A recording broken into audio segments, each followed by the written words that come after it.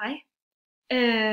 Ja, som I nok har talt om allerede, så taler vi om deling af intime billeder uden samtykke på nettet.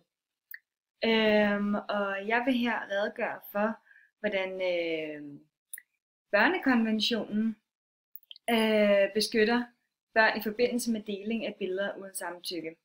Men først og fremmest så vil jeg lige vise, hvad det er menneskerettighederne inde på deres side, hvilke materialer de har, som kunne være relevante i forhold til eller i forbindelse med emnet, hvis det er, man jo også selv har lyst til at skrive om det på et tidspunkt. Som I kan se her i baggrunden, herovre, så er det faktisk, det her det er hjemmesiden for Institut for Menneskerettigheder, og det er forsiden, så det første man kommer ind på, det er faktisk om emnet sexisme og hadefuld tale online. Her refererer de så generelt set, og hvis man lige går ind på siden her, så står der, at det er et nyt nordisk samarbejde, der skal kortlægge sexisme og hadefuld tale på nettet. Her der debatterer de lidt ligesom vi også gør med forskellen mellem at beskytte menneskets privatliv og ytringsfrihed. Fordi at hvis man skal have platforme, hvor man kan ytre sig frit, så kan det være svært at skulle beskytte menneskers privatliv. Så det er egentlig det, de diskuterer her. Jeg vil ikke gå så meget i dybden med det, men nu ved I i hvert fald, der står noget om det derinde. Andre steder, hvor man også godt kan finde noget på net eller på emnet, er for eksempel denne her. Din guide til menneskerettigheder på internettet. Og der står faktisk et overblik over alt,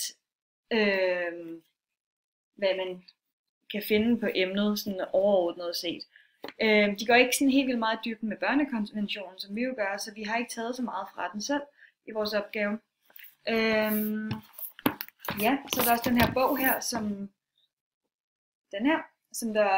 de henvist til på Institut for Menneskerettigheder, der var derovre, og i kapitel 7, der er der nemlig, hedder overskriften, gælder ytringsfrihed og privatliv på de sociale medier. Så der diskuterer de det også igennem, og der redegør de også ret fint for hele debatten omkring det. Derudover er der også en sektion i denne her, som egentlig bare er et sammendrag, som der kommer årligt.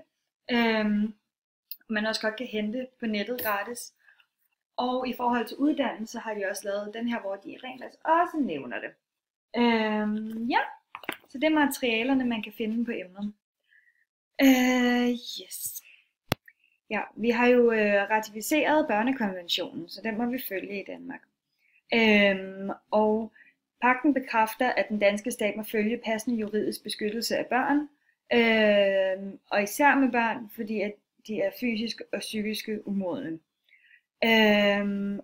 Derfor har vi også valgt at have fokus på, og også fordi vi skal gøre det i skolesammenhæng, fokus på børnekonventionen. Ja, så vi har så været inde og kigge på børnekonventionen og prøve at se, hvad er det for nogle artikler derunder, som der egentlig kunne støtte børn, der bliver udsat for sådan en overgreb. Nu kan jeg lige prøve at gå ind på siden. Børnekonventionen, yes. De artikler, som vi har fundet relevante, nu er jeg ikke gået igennem det hele, men de artikler, vi har fundet, der er relevante, er artikel 13, 16 stykker af artikel 29 og 42. Jeg prøver lige at gå ind. Lad os starte med artikel 13.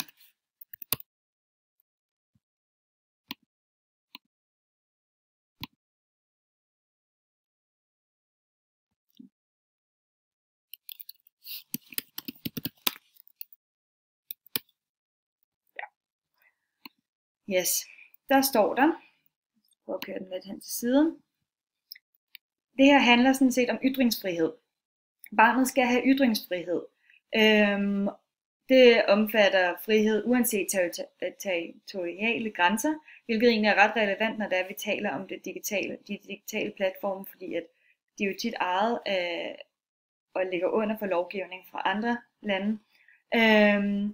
At søge, modtage og videregive oplysninger og tanker af enhver art. Så det skal være muligt at kunne ytre sig Det skal man gøre både mundtligt, skriftligt, på tryk, form af kunst eller gennem hvilken som helst anden udtryksform, som en barn måtte vælge. Så det kan jo sagtens være et socialt medie for eksempel.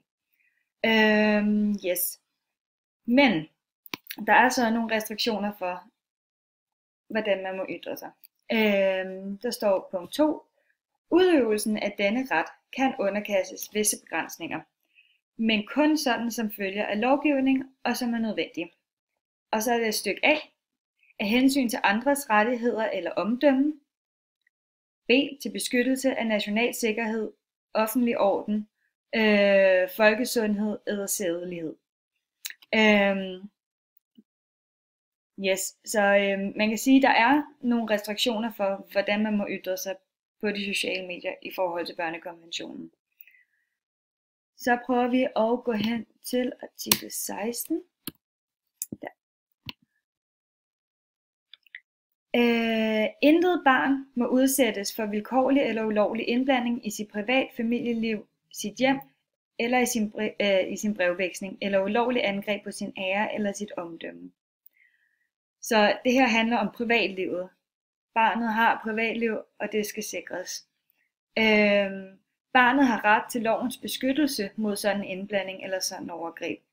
Så hvis der kommer et overgreb på barnets privatliv, så skal loven gå ind og sikre, at sådan et overgreb ikke vil kunne ske igen, eller der kan være en form for straf.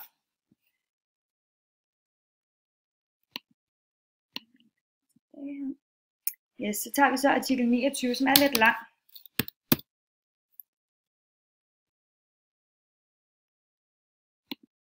Ja. Og der har vi kun taget stykker af den, fordi den er egentlig ret bred. Det handler om uddannelse, og jeg tror godt, I kan genkende dele af den. Det virker som noget, som ministeriet har lagt ud også. Ja, deltagerstaterne er enige om, at uddannelse af barnet skal have hensigt at. Og der har vi så taget A, B og D. Så dem læser jeg op. A. Udvikle barnets muligheder i relation til personlighed, evner og psykiske, fysiske formåen fuldt ud. Yes. B. Udvikle respekt for menneskeheden og de grundlæggende frihedsrettigheder og de principper, der er nedfældet i Foreningens Nationers Pagt. Så der refererer de igen også til sådan noget som for eksempel ytringsfriheden. D. Forberede barnet til et ansvarligt liv i et frit samfund i en ånd af forståelse, fred, tolerance, ligestilling af kønnene, venskab mellem alle folk, etniske, nationale, religiøse grupper og personer, som tilhører urbefolkninger. Ja. Og der taler man om, at man skal beskytte,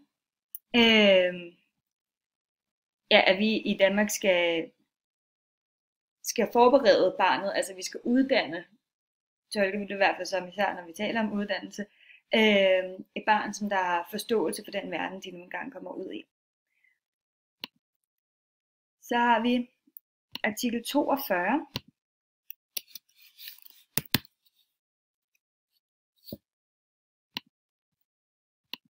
Der står i kapitel 2.